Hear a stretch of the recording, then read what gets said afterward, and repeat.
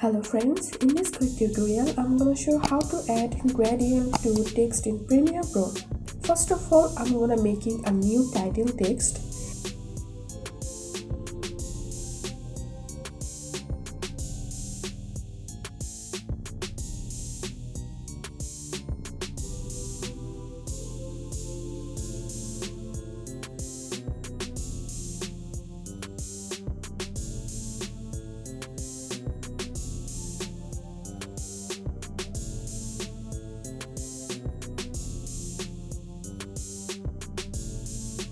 And here is my text. Now let's make it gradient.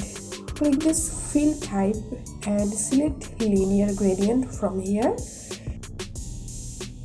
And double click on this first color and select a color from here.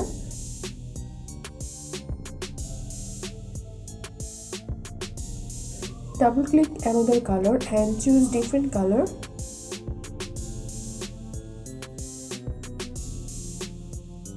And here you can see this text is gradient now. If you want to mix the gradient color, then you can do it by increasing or decreasing the value of angle.